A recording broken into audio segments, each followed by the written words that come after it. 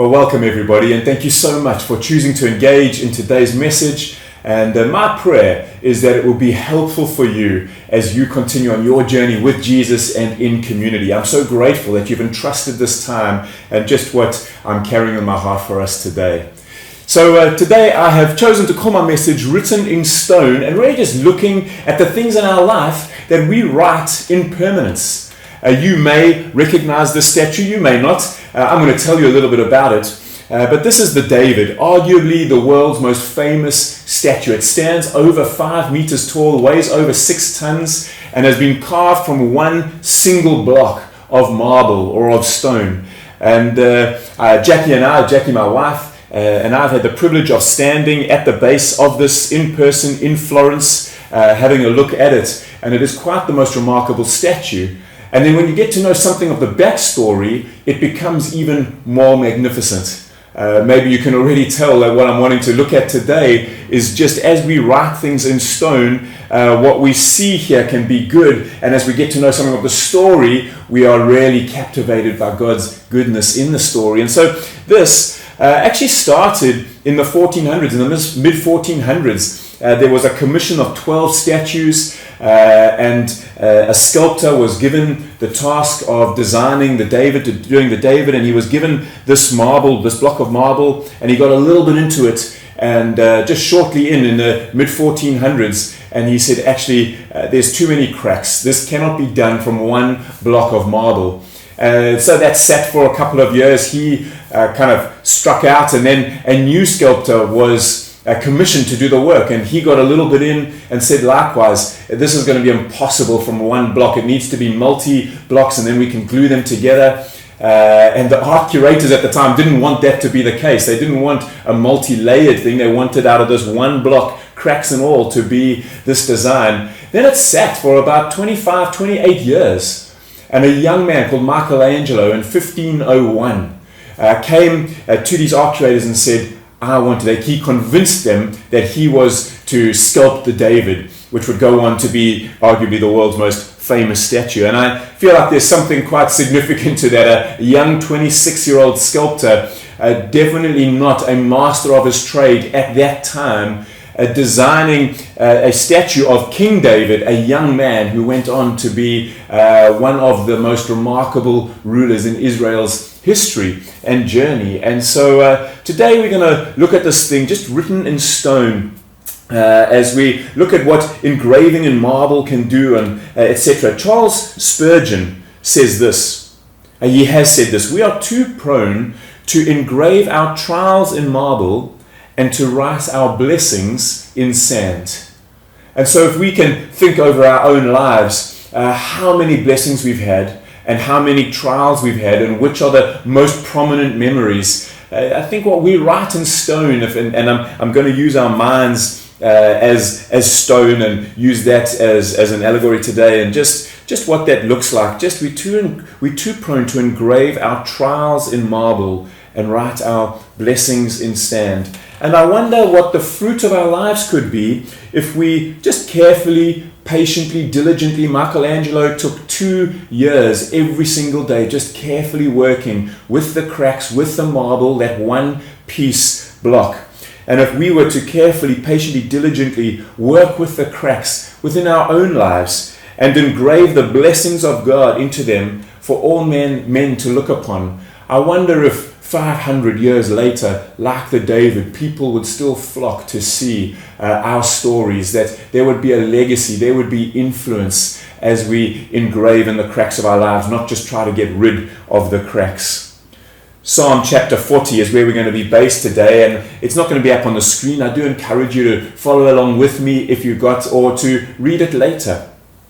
Psalm chapter 40 says this, and David, the very one that the statue was carved to represent, wrote this: I waited patiently for the Lord, and he turned to me and heard my cry. He lifted me out of the slimy pit, out of the mud and the mire, and he set my feet on a rock and gave me a firm place to stand. He put a new song in my mouth, a hymn of praise to our God. Many will see and fear the Lord and put their trust in him. Blessed is the one who trusts in the Lord. and does not look to the proud, to those who turn aside to false gods. Many, Lord my God, are the wonders you have done, the things that you have planned for us. None can compare with you, and if I were to speak and tell of your deeds, there would be too many to declare. Sacrifice and offering you did not desire, but my ears you have opened.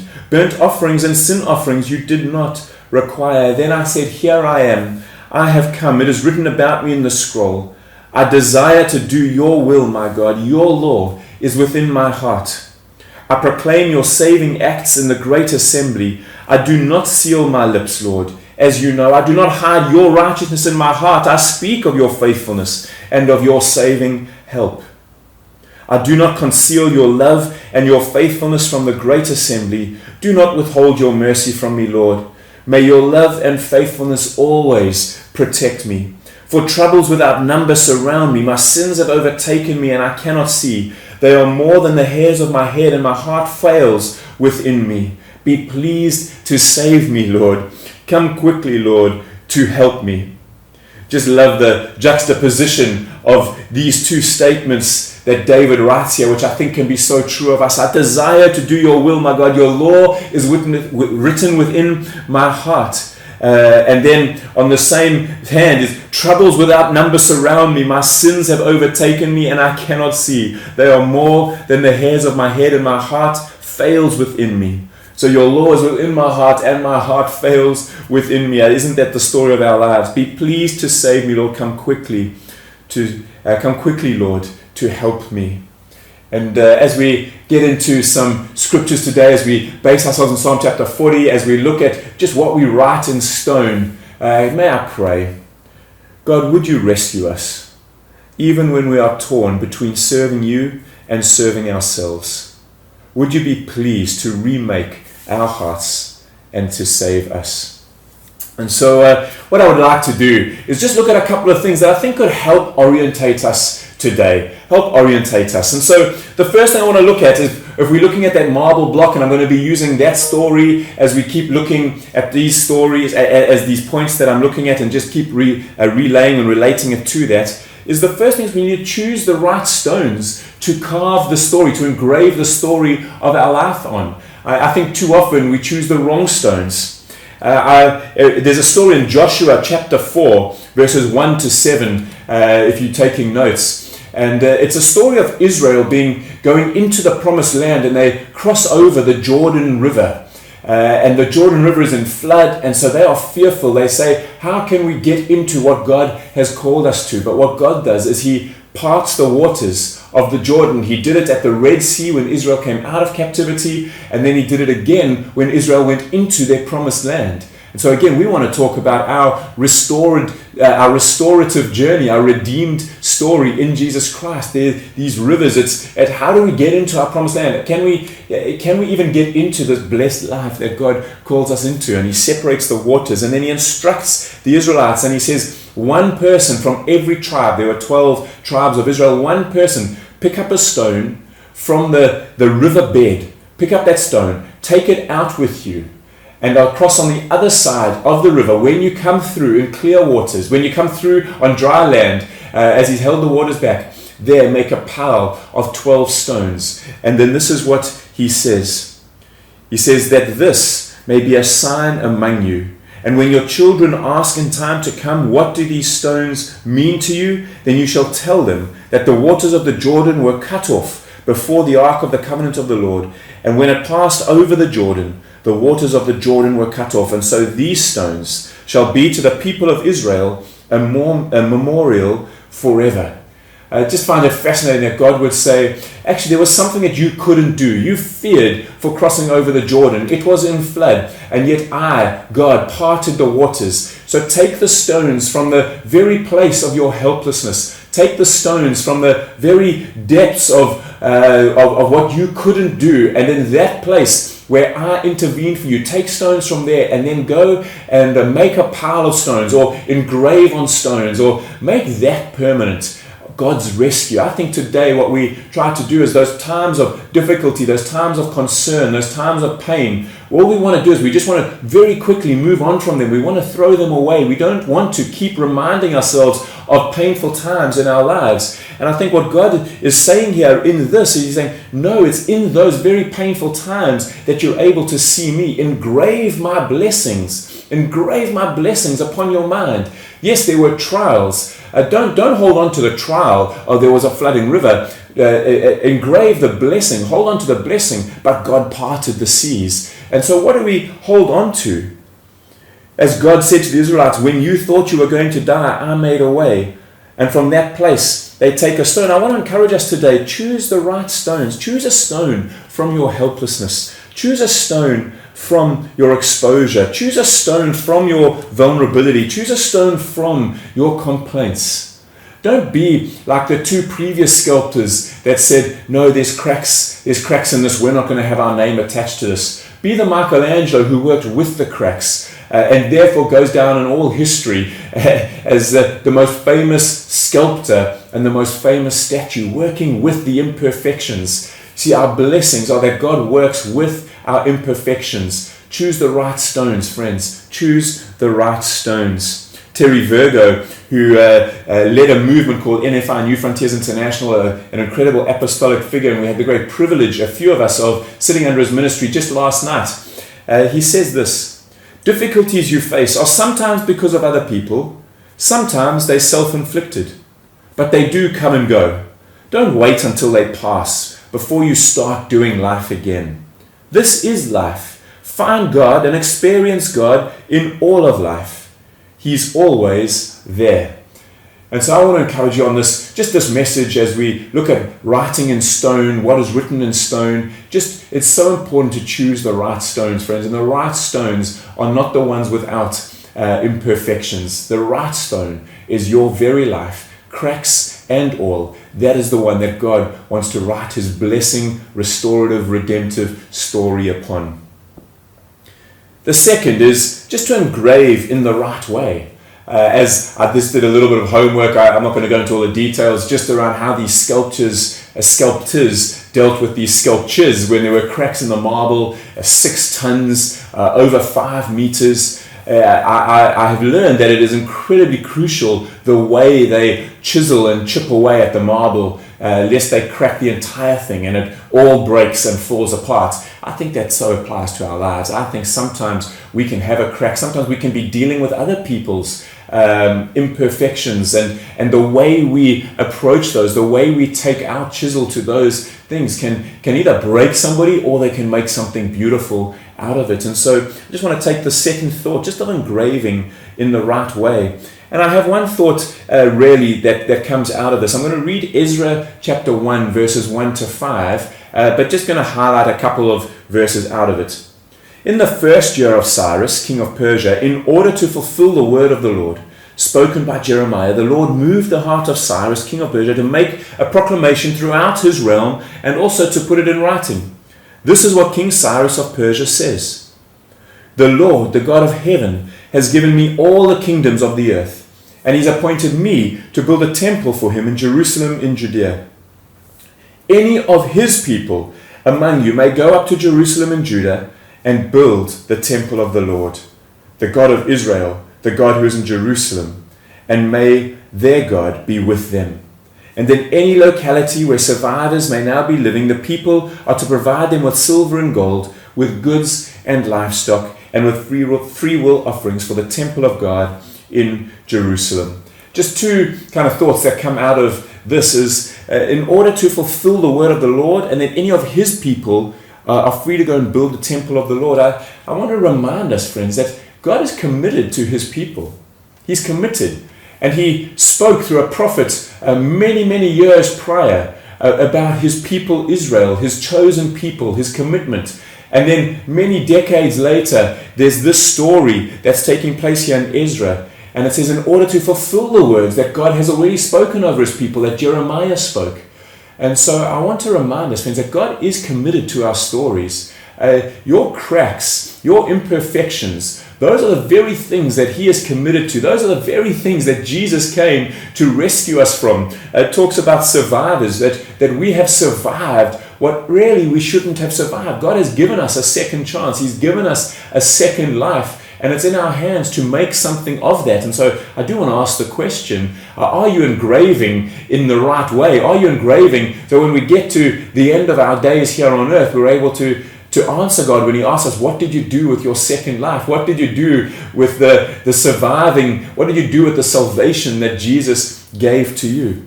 And any of His people build the temple of the Lord. We are His people, those of us that have entrusted our lives to Jesus Christ. And our responsibility is to keep building what God is building for His glory and for His fame. Keep building what He is building.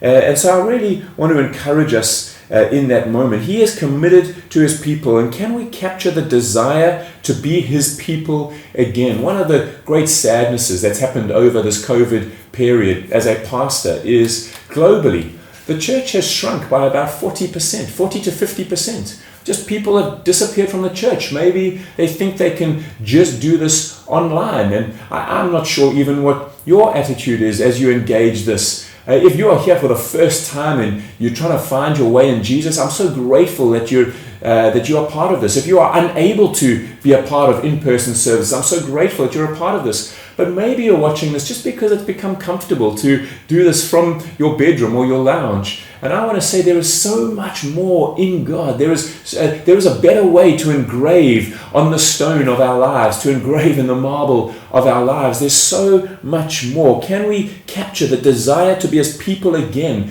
He is committed to us. When Peter stands up, we read in Acts, it says 3,000 were added to their number in that day. Not just 3,000 were saved, they were added to the number. Are you added to the number of Anthem, friends? Are you added in? Are you a part of the story that God is writing? Are you a part of the sculpture that is taking place of this beautiful bride, which is for Jesus' glory? You see, God has a people. Engraving the right way is about understanding our blessings, not just focusing on our trials. When we focus on our trials, we start to think that, the church hasn't done this for me, or the church hasn't done that for me, rather than the blessing of God has put men and women around me to co-labor with, and our cracks and our imperfections, God is busy restoring and redeeming to tell a great story, that we may one day stand like the David and people may come to gaze upon that story. I'm not just talking literally about a statue, but the glory of what God has done in our lives as He's carved a life out of our imperfections, etc. Trials come and go. Put our trials in the sand, friends. Let's add ourselves to the work of God on earth. It is the greatest engraving that we can do. Are you a part of working on the greatest piece the world has ever seen, the bride of Christ? Are you captivated by being His people? Are you captivated by building the temple of the Lord? Yes, there was an Old Testament physical temple, and today there is a New Testament. There is we are the creations, and the Spirit of God dwells within us, and we are the temple of the Lord, but not in isolation. We are building together His redemptive story. Friends, the church needs you, all of you. Cracks and all, we need you. We are God's masterpiece. We read in Hebrews how the angels long to look into these things, and the author, as we understand what these things were, it was the angels never know what redemption, they never experience redemption. They only get to look upon it. We, the people of God, His people that He has called out, we've experienced this incredible thing called redemption. We have survived what was due us, which was rightly due us. The penalty of our sin was death. We've survived that and been given a second chance by Jesus Christ. And so redemption and restoration, the church needs us, friends. And then third and last, just that we would place it in the right place, and it being our lives, or the marble statue, if I can use that language. Place it in the right place. And so we've got to choose the right stones, we've got to engrave in the right way, and then we need to place it in the right place. We see in Psalm 49, which I read earlier, I proclaim your saving acts in the great assembly. I do not seal my lips, Lord, as you know. Friends, I want to encourage you, what stories are you telling? Or is just the righteousness of God hidden in our hearts, as David writes in the Psalms? No, we need to proclaim the saving acts in the great story, in the great gathering, in the great assembly. See, what happens when we stop declaring his saving acts is we become those that complain about the weather, about the food, about the music, just like Israel did. Instead of engraving in marble their blessing of salvation, of an exodus, of God's rescue out of slavery, they very quickly just write that in the sand and it disappears after a day or two, and they start to engrave their trials, the dust and the dirt and the diet and the heat of a desert. Friends, that's not what we are called to. Jesus has this encounter in Luke chapter 17. We read of it. And so I'll read it to you in Luke chapter 17, verses 11 to 19. Now, on his way to Jerusalem, Jesus traveled along the border between Samaria and Galilee. And as he was going into a village, 10 men who had leprosy met him. So he was going into a village. What happened? Leprosy was a disease that would make you unclean. And so these men had to sit outside of the city. That's why Jesus met them while he was going into the village. They were on the outskirts of the village. They stood at a distance and they called out in a loud voice, "Jesus, Master, have pity on us." When he saw them, he said, "Go and show yourselves to the priests." This was a faith step because they were unclean, and if the priests came into contact with uncleanness, then they could not serve. And so this would have been a very dicey kind of interaction. As they went, by faith, they were cleansed.